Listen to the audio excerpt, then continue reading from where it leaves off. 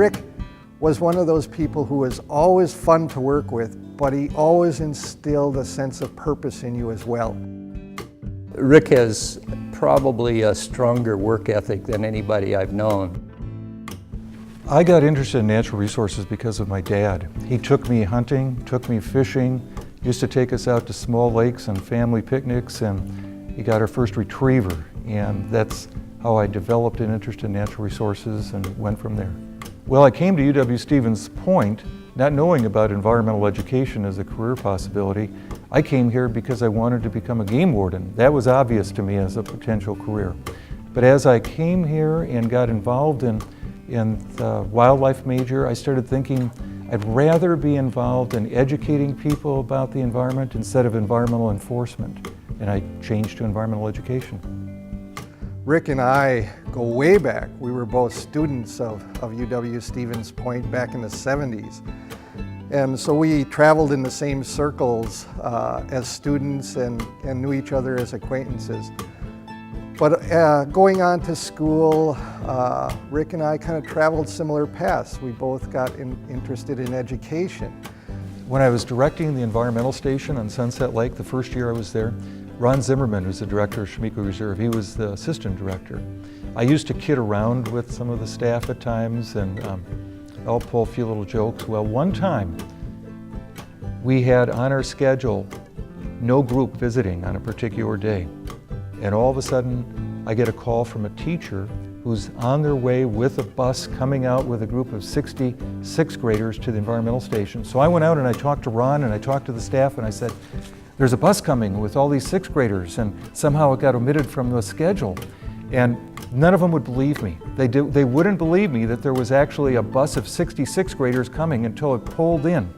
So the bus pulled in, we put together a program as we had done the day before, and when the bus pulled out, the teacher came up to Ron Zimmerman and I and shook our hands and said she knew how much effort and how much planning went into this program, and she really appreciated the great job we had done.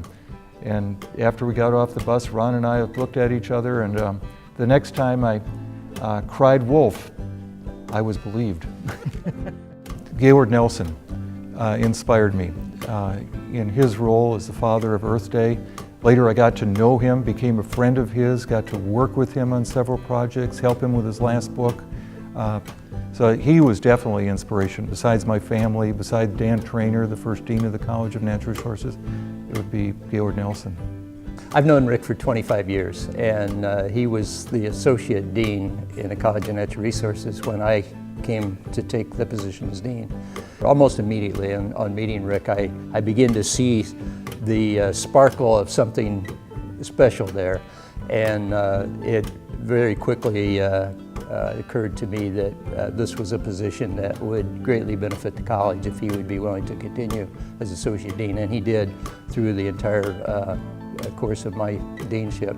But I'm probably most proud of leading a coalition of 60 organizations statewide that resulted in us requiring teacher training in environmental education for most teachers in the state, and then leading that same coalition to pass state legislation that created the Wisconsin Center for Environmental Education, the Wisconsin Environmental Education Board.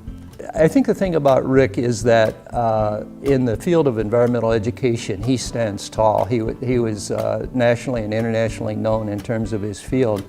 And of course, environmental education really began here at Stevens Point with Fred Smeekley and continues to be one of the strong programs in the college. I think it's important to thank Rick Wilke for all of his sincere efforts in furthering environmental education in Wisconsin.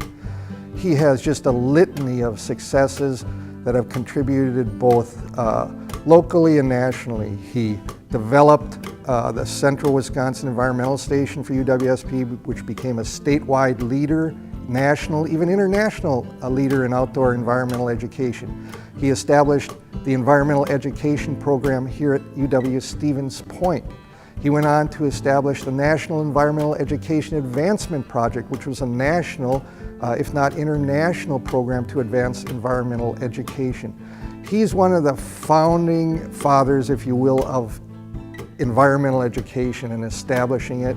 And we owe him a thanks, not just here at UWSP, but a thanks for all he's done nationally and even internationally. Well, as someone that's been connected and a faculty member with the College of Natural Resources and a teacher of many students over 35 years, I know how many great students have graduated from this university and from the College of Natural Resources. I knew them well. So being identified as one of those and being recognized like this makes me humble and proud because of knowing how many there are and how good they have been.